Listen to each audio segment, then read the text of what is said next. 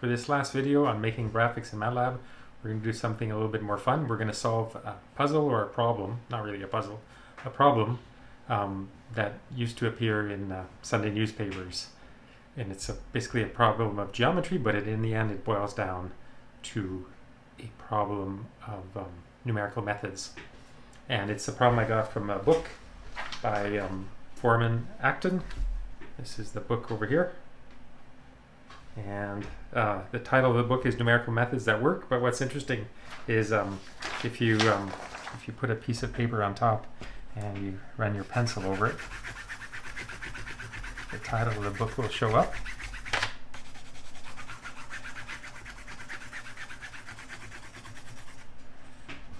But now the title is a little bit different. It's Numerical Methods That Usually Work.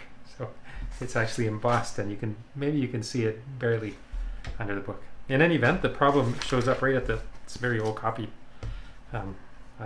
Somebody was giving it away and I took it, and I guess that person got it from an old library book.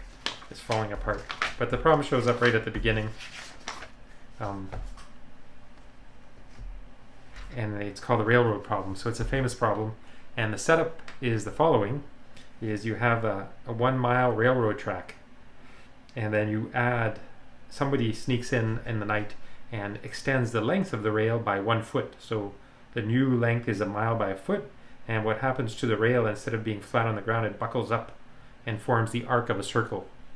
And so you get the problem then boils down to finding this length d, the height of the rail at its maximum height above the ground. What is this height? And so they set up the geometry for you. There's this, it's basically, you know that the chord from A to B is 1 mile, and this arc from A to B is 1 mile plus 1 foot, and you're supposed to find D. So if you've never seen this problem before, I encourage you to try to pause the video and try to solve it on your own. We will then solve it with a pen and paper. We'll boil down the problem, the geometry problem, to one that we can put into Matlab and solve graphically. So in the end, we'll try to find the solution to the problem by plotting a graph. So that's why it's relevant to this part of the lectures on making graphics in Matlab. All right, so if you're now back, you've given it a try, I hope, and let's work through the solution together. And the geometrical setup is the following. There's the original chord, which is 1 mile long, and then there's the arc, like this. And if I draw a radius, like this is angle theta, this is r, this is x, this is d, and I'm going to call this length here L, which will be ½ a mile, and this section from here to here will be L plus delta L. And of course the problem is to find D. So find D.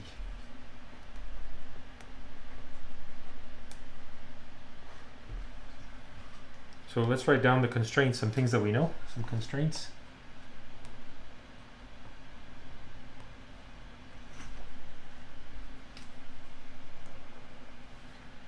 I guess one thing we know is the value of L. L is equal to ½ a mile. Right, the full length here, this is also L. From here to here is 1 mile. So this is ½ a mile, which is, a mile is 5,280 feet. So it's half of that, so it's 4,640 feet.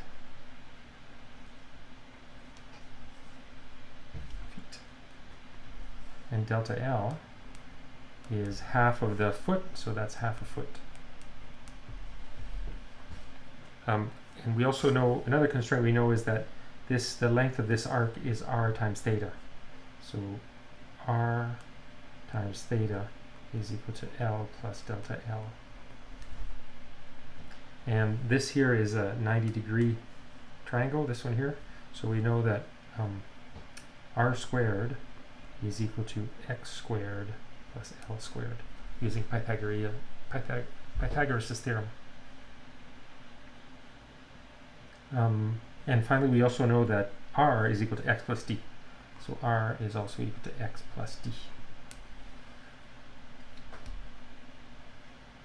So so far we have what we have: one constraint, 1, 2, 3, 4, and 5 constraints.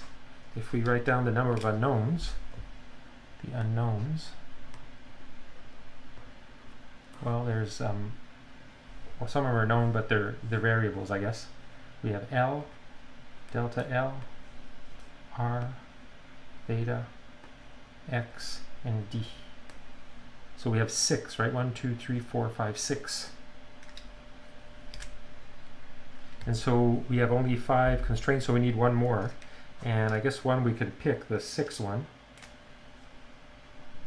We know that using a trigonometric relationship that sine of theta is L over R. So sine of theta is equal to L over R.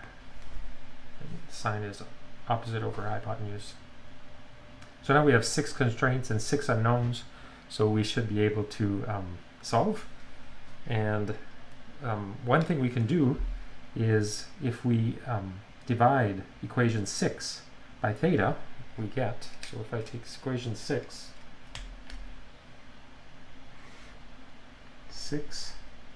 times 1 over theta, that will produce sine theta over theta is L over r theta. And r theta, then I could use equation 3. So,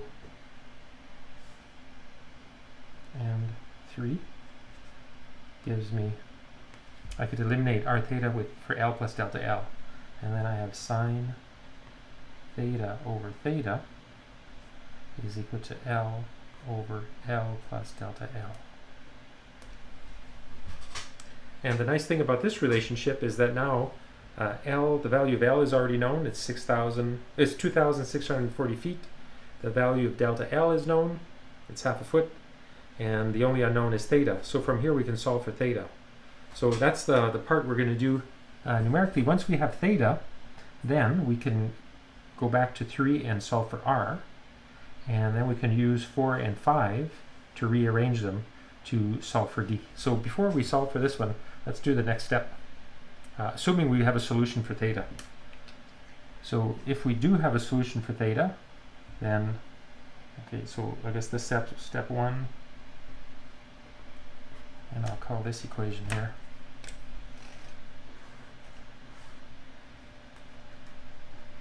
Star. Step 1 is solve star for theta. Step 2 is find r. So find r, which is equal to L plus delta L over theta. And then step 3. Step 3, we can use this one here and these two, 4 and 5. So 4 and 5. We have, if I substitute 5 into 4, I have x plus d squared is equal to x squared plus L squared. And if I expand this side, I'll get x squared plus 2xd plus d squared is equal to x squared plus L squared. The x squares cancel. And then I could get rid of x by plugging in that x is r minus d. So we have 2 times r minus d plus d squared is equal to L squared. Or let me write it correctly here. I have 2r minus 2d plus d squared. Now the units are not working out here. Where's my, oh, there's a d here missing. So 2rd minus 2d squared plus d squared is equal to L squared. And this now I have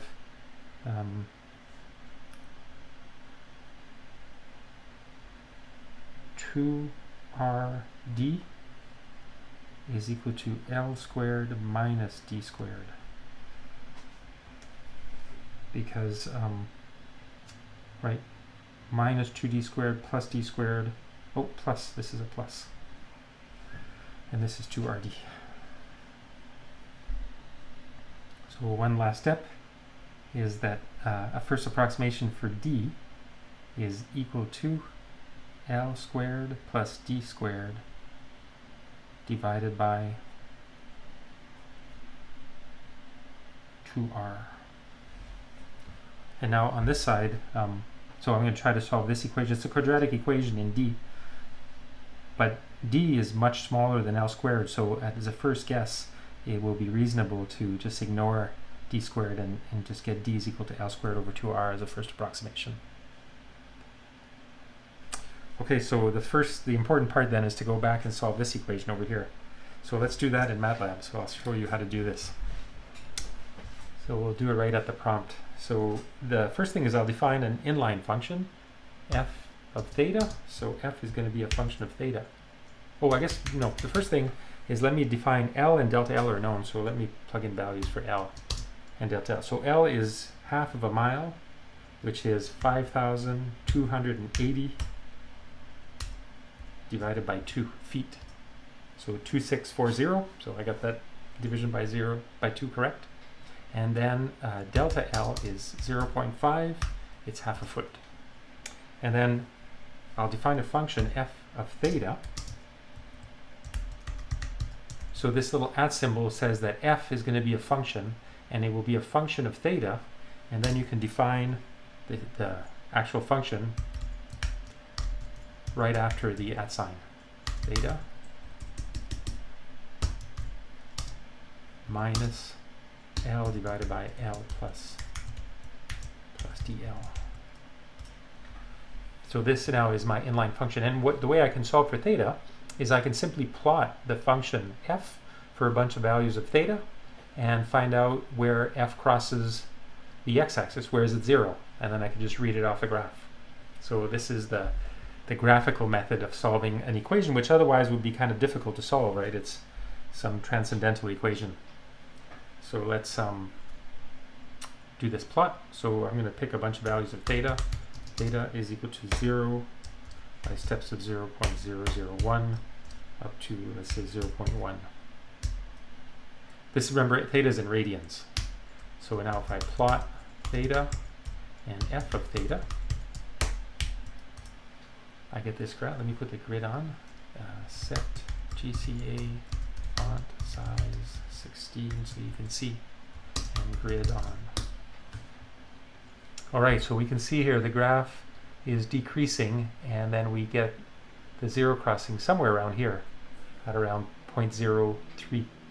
But I can get a more accurate value by zooming in again. And now I can zoom in again. And in principle, you can just keep zooming as long as you like.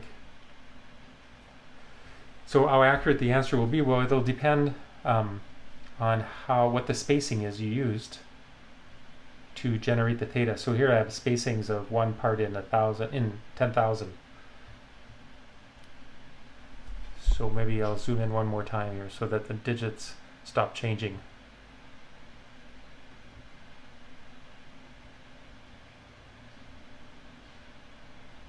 One more time. All right, so now that means that my value of theta is, and I could read it from the graph, is 0.0337047.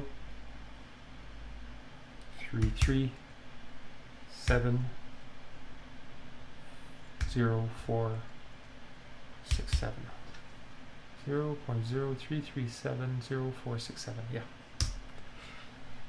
And then I could go back to the other steps to solve for the other variables. So r is equal to L plus delta L divided by theta. theta, and then finally for d, I have this expression down here.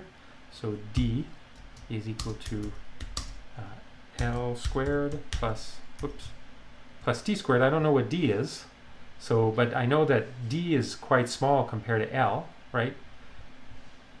You would expect the elevation to be rather small compared to the length of the rail, right? We added only 1 foot to it. So I can neglect d and just divide it by 2 times r. And the answer I get is 44.4817 feet.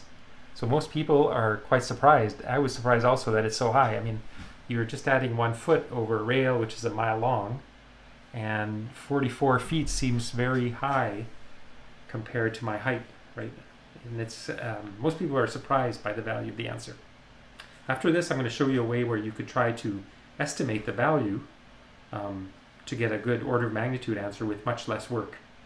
And which is something you should train yourself to do, is to try to get some estimates before you try to solve a problem, so you know if you have the right answer or not.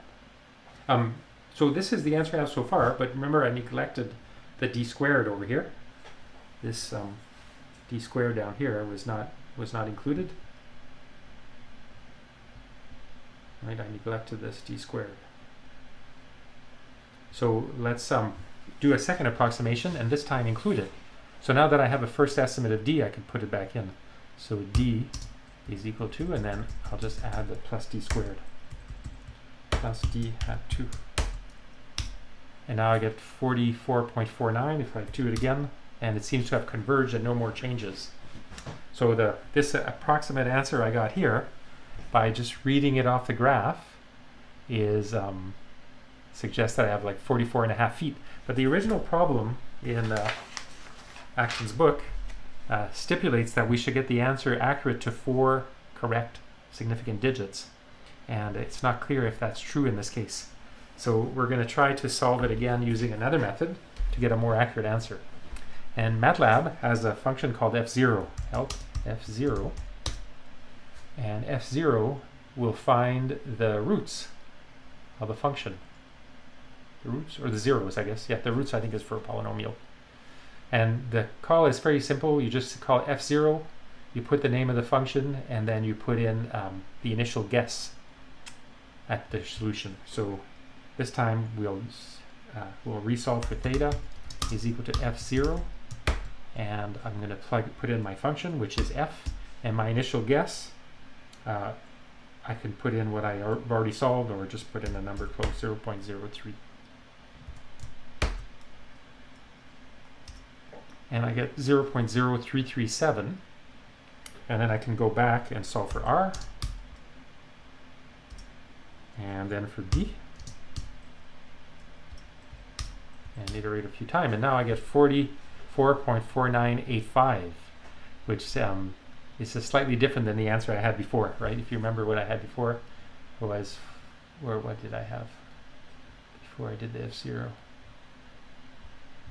44.4944, and now I have 44.498, right? So if I round this one up, it'll be 44.499, whereas before is 44.498, I think. 44.494, sorry. So which one is right? We can make sure that the f0 solve for the theta to the right accuracy. So let's solve for theta again, and we can put in an option, optim set, so tall x and 1 e to the minus 9. And this will make sure that the f0 will solve with theta with enough accuracy to get 9 digits. Significant digits, and then we can go back to the steps, solve for r and solve for d, and iterate, and it stops changing. So that is the correct answer. And in fact, if you check in Acton's book, the answer that he gets is 44.499, which is correct too, with 5 significant digits. All right, so this was an example, the last example, I guess, for this lecture of making some graphics in Matlab, so you can get a very good approximation to a transcendental equation by just plotting it and just zooming in until you get the zeros of the function. All right, I promised you I would give you a quick way to get a rough estimate, the order of magnitude for the height of the rail. And the way to do it, or one way to get an approximation, is to just imagine this is the original rail, which is 1 mile. And instead of it forming an arc, you imagine it just kinks in the middle and forms this equilateral triangle like this. And so that this is L plus delta L, and this is 2L. And now, if I draw up a perpendicular here, this is a 90-degree triangle, this is D. And just using Pythagorean theorem, I know that D squared plus L squared is equal to L plus delta L all squared. Or D squared is equal to L squared plus 2L delta L plus delta L squared minus L squared. I brought this one back on this side. These cancel, and so is equal to 2L delta L plus delta L squared. And so we can just use this to get a rough estimate. So if I go to my calculator and I get D is equal to the square root of 2 times L times delta L plus delta L squared. And we get 51.4 feet. So right away, I mean, this is an overestimate, and it's not surprising, right? If we were to make it more curved, it wouldn't quite reach as high.